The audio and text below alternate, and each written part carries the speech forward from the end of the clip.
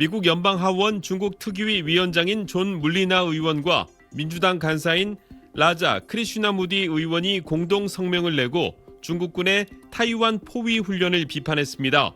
중국이 의도적으로 상황을 악화시키고 있으며 타이완은 물론 영내 다른 민주주의 국가들을 위협하고 있다고 지적했습니다. 또 중국 공산당은 강압적인 군사 시나리오를 리허설하고 국경 너머 군사력을 과시함으로써 지역 질서를 재편하려고 하지만 미국은 타이완 안보를 지킬 것이라고 강조했습니다. 중국 인민해방군은 지난 월요일부터 이틀간 6회 공군과 로켓군 병력을 동원해 타이완을 포위하는 훈련을 실시했습니다. 海空战备警巡夺取综合治权要岗要域风控外线立体射阻 미국이 타이완의 역대 최대 규모 무기 판매를 승인한 데 대한 대응이란 해석이 나왔지만 정작 트럼프 대통령은 크게 걱정하지 않는다는 반응을 보였습니다. Well, I have a great relationship with President Xi, and he hasn't told me anything about it. Does it worry you? No, nothing worries me. Nothing. 트럼프 대통령은 최근 중국과 일본 사이에 갈등이 빚어졌을 때도 대놓고 중국을 압박하거나 비난하는 움직임을 보이지 않았습니다.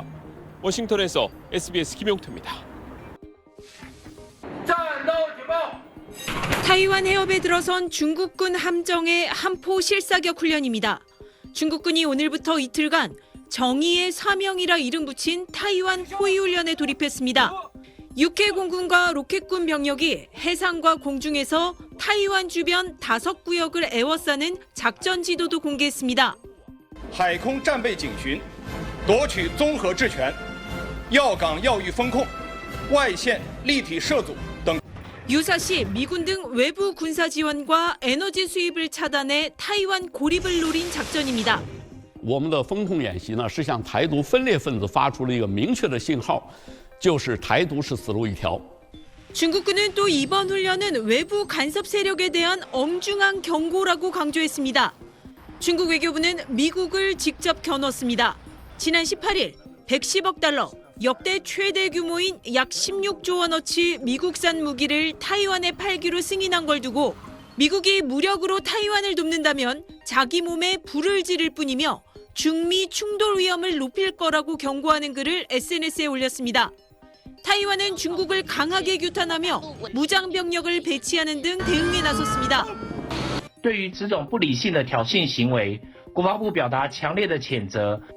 중국의 타이완 포위 훈련은 지난 2022년 이후 7번째이자 올 들어 지난 4월 이후 2번째입니다.